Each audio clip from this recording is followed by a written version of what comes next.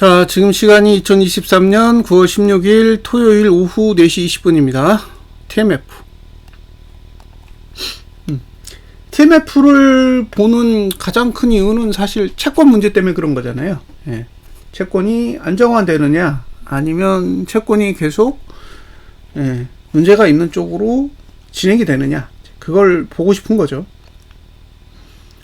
자, 제 개인적인 판단은 사실 지난달 저가를 깰 거라고 보고 있거든요.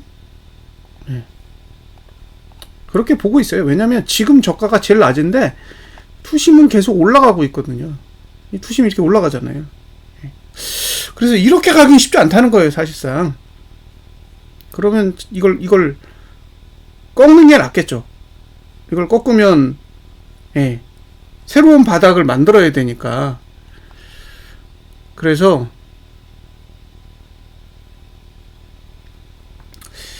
이게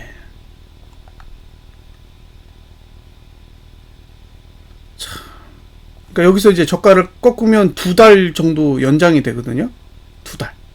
그러니까 저가를 바닥을 찍고 다시 올라가기까지 한 2-5달 정도는 필요하다라고 보여지기 때문에, 만약에 이번 달에 지난달 저가를 깨면 여기가 바닥은 아닐 것 같다라는 생각이 드는 거예요. 그러니까 지금 이 채권의 문제는 단순하게 해결할 수 있는 그런 범주에 있는 것 같지 않다라는 거예요. 그러니까 지금까지의 움직임만을 계속 살펴본다면 그렇게 보여요.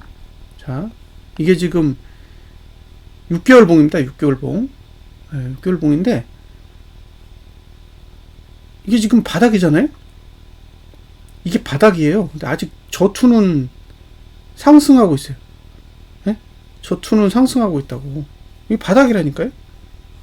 근데 바닥인데 저투가 상승해. 바닥을 안 찍었다는 얘기죠.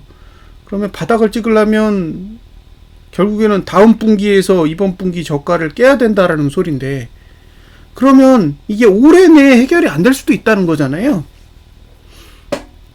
최악의 경우는 올해 내에 해결이 안 될 수도 있다는 거예요. 그러니까 지금 이 채권 금리가 내려가야, 채권 금리가 내려가야 TMF가 상승할 텐데, TMF가 상승할 수 있는 그런 여건이 만들어지지 않는다라는 거는 채권 금리가 내려갈 확률도 그만큼 낮다라는 거고요. 채권 금리가 내려가지 않는다라는 건 반대로 금리가 인하하기 쉽지 않다는 거예요. 금리를 인하할 수 없다는 거죠. 그러니까 금리를 인하할 수 없다라는 건 뭔가 다른 의미를 가지고 있는 거죠. 뭐 혹자는 그런 얘기를 하잖아요. 경기가 좋다라는 거죠. 경기가 좋다. 근데 경기가 좋은 거는 좋은 거지만 인플레를 못 잡는 거잖아요. 결국엔.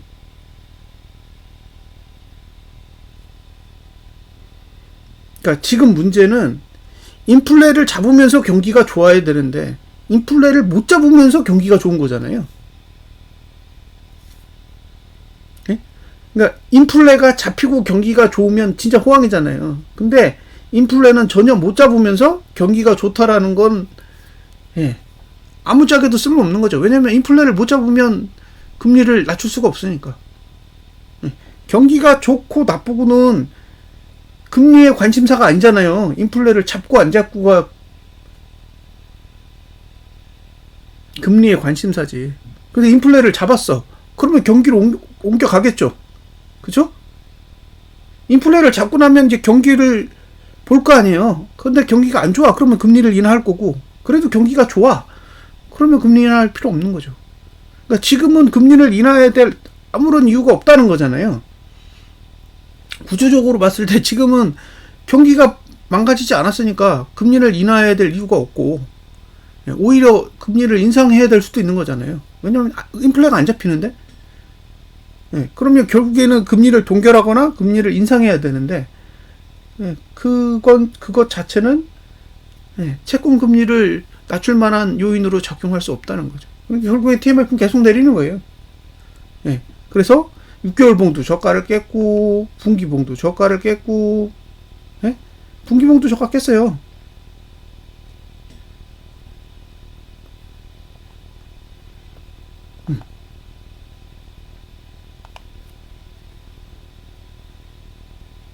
그럼 도대체 지금 채권은 몇 프로가 빠진 거예요?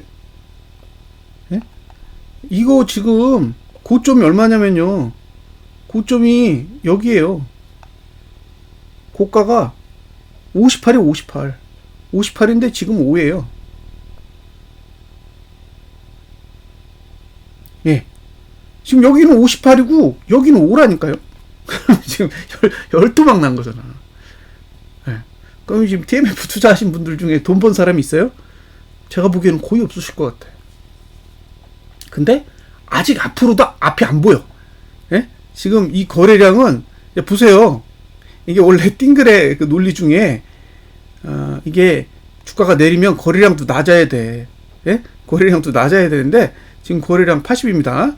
그럼 얘가 올라가고 그쵸? 얘가 올라가고 얘가 내려가 가지고 서로 만나는 시점까지 시간이 상당히 걸릴 거라는 거예요. 예. 꽤 오래 걸릴 겁니다. 제가 보기엔 이건 한두 달 안에 만날 수 있는 구조가 아닌 거예요. 이게 지금 봉이 이거 참 월봉이 아니라 분기봉이에요. 그러면 얘랑 만나야 되잖아요. 그러니까 거래량이 밑으로 내려오고 투자 심리도가 위로 올라가야 그래야 볼벤 상단을 갈 수 있거든요. 그러니까 지금 안 보이는 거죠. 안 보인다는 거예요. 이거는 앞이 전혀 안 보여요. 그래서 저는 개인적으로 뭐 매수할 만한 가격이냐라고 했을 때 매수할 만한 가격일 수도 있다라고 생각해요.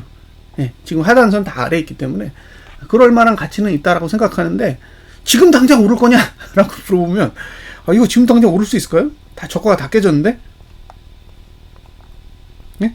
저가가 다 깨졌잖아요. 그래서 이게 지금 저가를 지키는 봉이 나와야 돼요. 월봉도 깨졌지. 예? 월봉도 깨졌어요 지금.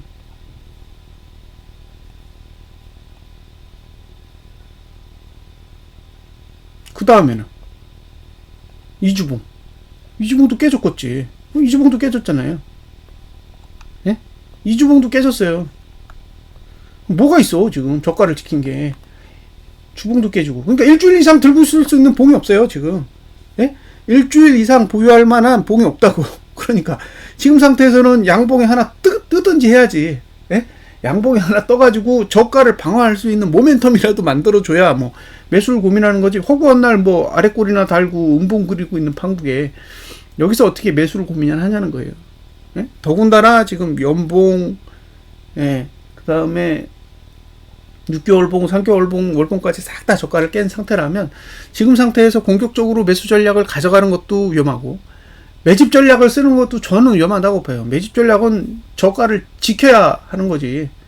아직 저가도 제대로 방어하지 못하는 상황에서 예, 공략하는 거는 저는 무리수가 있다라고 생각합니다. 특히 이게 이제 보시면 이게 이제 이격볼벤이라는 거잖아요. 근데 이미 이제 요 저가를 지키면 여기로 가는 거고 7.46 저가를 깨면 여기로 가는 거예요. 여기. 그럼 3.54까지 갈 수 있다는 얘기예요. 지금. 예? 지금의 그 월봉의 구조로는 아래로 밀면 3.54까지도 충분히 가능하다라는 거예요. 3.54. 3.54면 뭐 장난 아닌 거죠. 5.5에서 3.54까지 빼면 예, 지금 얼마가 빠지는 거예요?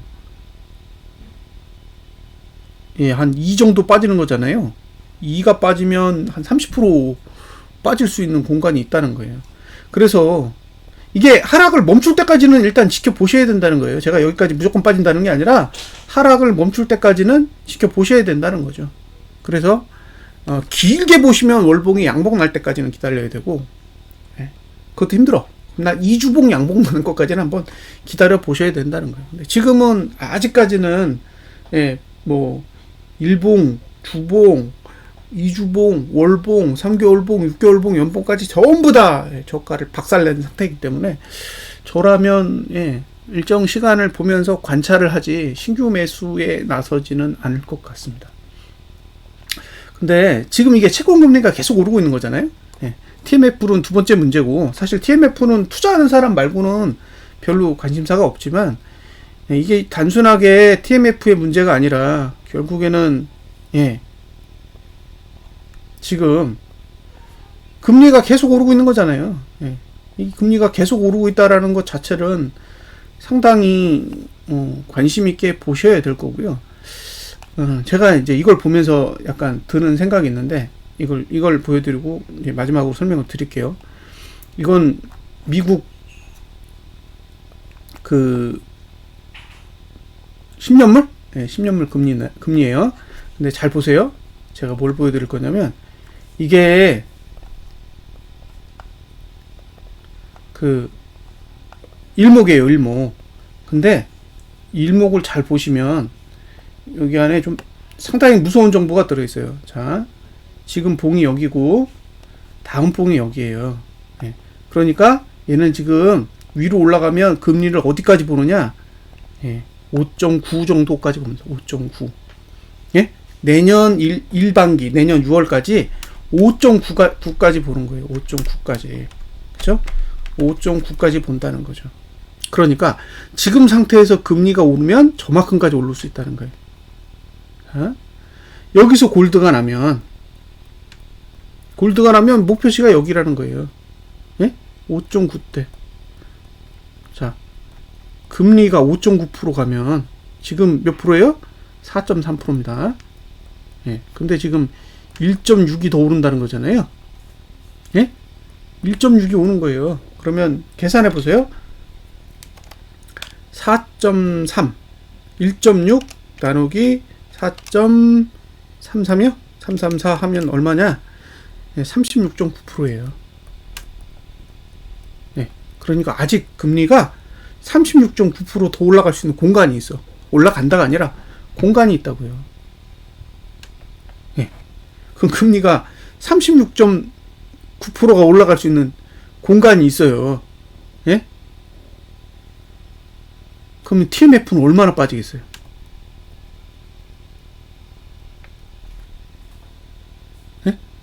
TMF는 얼마나 빠지겠냐고요. 얘가 36% 오를 건데,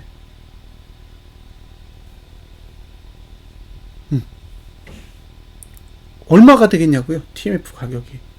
그러니까 그런 부분들을 첫 번째로 고민을 하셔야 되고, 그럼 골드가 안 나. 골드가 안 나려면 밑으로 빼야 되잖아요. 밑으로 그냥 빼야 된다고. 이렇게 내려가야 돼요. 그럼 금리가 내려간다. 이게 뭐예요? 채권 금리가 하락하는 건 금리 인하 가능성이 있는 거잖아요. 근데 금리 인하를 하려면 뭐가 필요해요? 인플레가 잡혀야 돼요. 인플레가 잡혀야 된다니까요. 그럼 인플레가 잡힌다는 건 뭐예요? 경기가 망가진다는 거죠.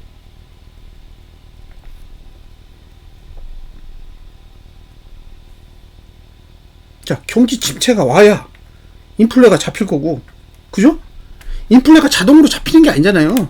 경기 침체가 와야 인플레가 잡히죠. 인플레가 잡혀야 금리 인하 가능성이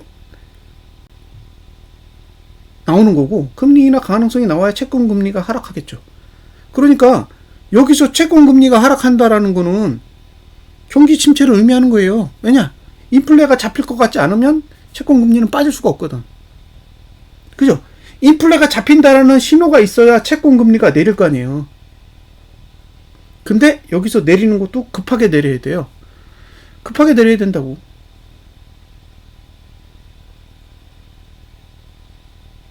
그러면 지금 상태에서 금리가 폭등하든가 아니면 하락하든가 해야 되는데, 금리가 하락한다라는 거는 금리 인하 가능성이 있어야 되는 거고, 금리 인하 가능성은 인플레가 잡힌다라는 전제하에 발생하는 거고, 인플레가 잡히려면 경기 침체가 와야 된다는 거죠. 근데 경기 침체는 올 일이 없어요? 그죠? 요새 무슨 경기 침체 얘기하는 사람 없잖아요. 안 올 수도 있다잖아요. 경기 침체가 안 올 수도 있고, 이런 얘기 하잖아요. 경기 침체가 안 올 수도 있다고. 스무스하게 지나가거나 골디락스라고. 그럼 인플레 안 잡혀요. 인플레가 안 잡힌다고. 이제 금리로도 못 잡는 인플레를 뭘로 잡을 건데요? 예? 금리로 인플레 못 잡았잖아요. 이제 인플레 못 잡아요. 그죠? 인플레를 잡을 방법이 뭐가 있어요? 유가는 사우디가 올리는데? 그러면 인플레를 잡을 방법이 없는 거지, 지금. 예? 금리로 잡으려고 용을 썼는데 금리로 인플레를 못 잡았는데 사람들이 다 인플레가 잡힐 거라고 생각하는 거잖아요. 근데 잡혀요? 저는 안 잡힐 것 같아요. 잡을 수가 없어. 그러니까 CPI가 계속 오르잖아요? 바닥 찍고 오르잖아. 그거 왜 오르겠어요? 잡을 방법이 없어요. 부동산도 오르고 주가도 오르고 다 오르잖아요. 다 올라. 왜? 인플레가 오를 거라는 다 예상하는 거죠. 다 따라가는 거잖아요.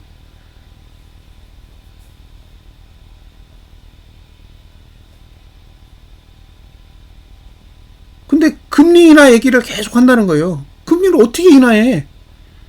경기가 좋은데 금리는 인하해요? 지금 있는 인플레도 문제인데 금리를 인하해서 인플레를 폭등시켜요? 이미 금리 인하를 했을 때 효과를 이미 다 반영했어요. 지금 금리 인하한 상태랑 똑같잖아요. 근데 인플레는 그대로 살아있는 거예요. 그러면 금리만 바보된 거죠. 예? 금리를 이렇게 올렸는데도 금리를 가지고 인플레를 전혀 해결을 못했어요. 그럼 이제 뭘로 해결을 하냐는 거예요. 예? 지금 앞으로 이 금리 문제를 어떻게 풀어가냐는 거예요. 예? 자, 금리를 올릴 수도 없고 내릴 수도 없잖아요. 금리를 내리면 인플레가 폭증할 거고 금리를 올리면 다 망가지겠죠.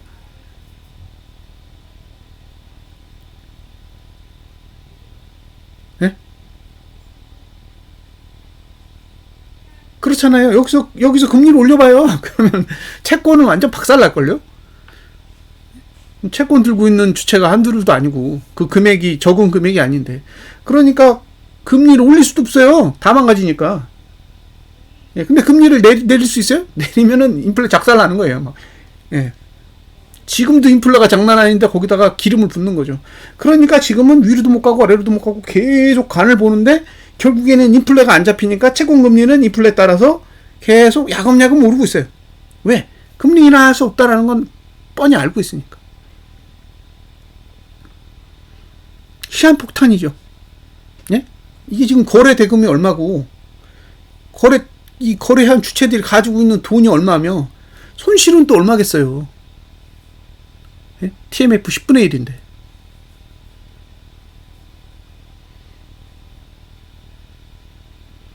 그래서 저는 TMF 보고 있으면 답이 없어요. 왜? 해결책이 없어. 이 단순히 차트쟁이의 입장에서 봤을 때 얘가 뭐 싸다 비싸다 이런 걸 떠나서 결국엔 얘는 금리랑 연동할 거고, 근데 금리를 낮출 방법도 금리를 올릴 방법도 양쪽도 없어요. 금리를 올리면 작살나고 금리를 내리면 인플레는 폭발하겠죠. 뭐 혹자들이 얘기는 그거잖아요. 앞에선 금리 올리고 뒤에선 돈을 풀어요. 그죠? 그러니까 금리를 올렸는데 돈을 풀었으니까 인플레는 안 잡히고 금리만 올라갔죠. 예, 대단한 나라예요. 예, 조삼 모사죠. 금리만 올라갔어요. 금리만. 예? 돈은 계속 푸는데 인플레이션이 안 일어나는 게 이상한 거 아니에요?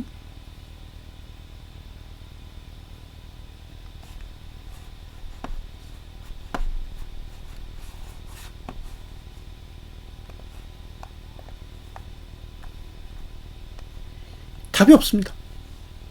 저는 답이 없다고 봐요. 여기서 급격하게 TMF가 하락하기 위해서는 결국 금리를 인하해야 되는데, 금리를 인하하는 방법은 어딘가에서 사고 터지는 수밖에 없어요.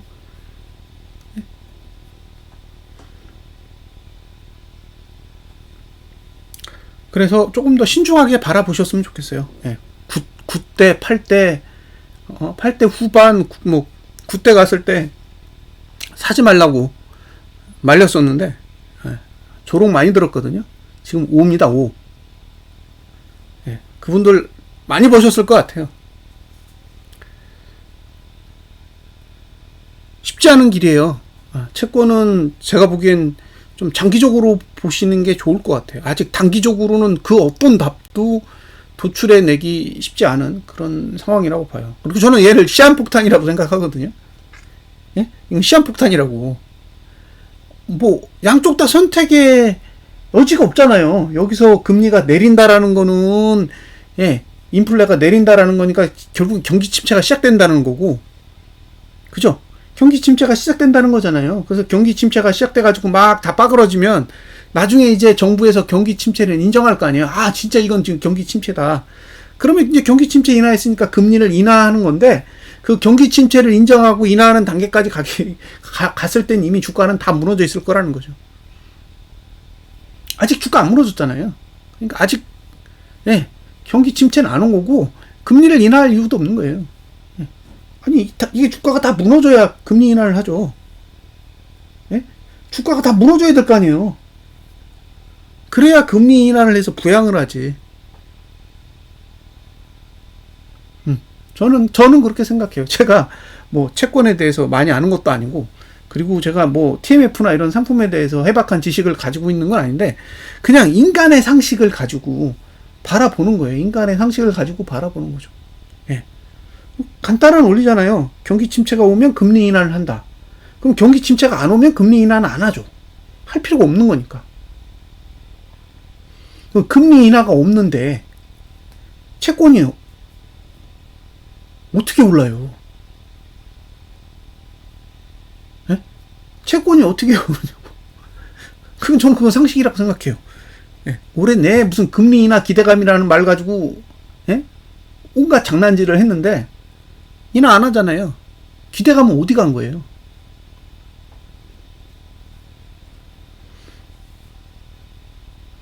뭐 주식은 오를 수 있겠죠. 어쩌면. 왜냐? 금리 인상 못한다는 거 다 알아. 예?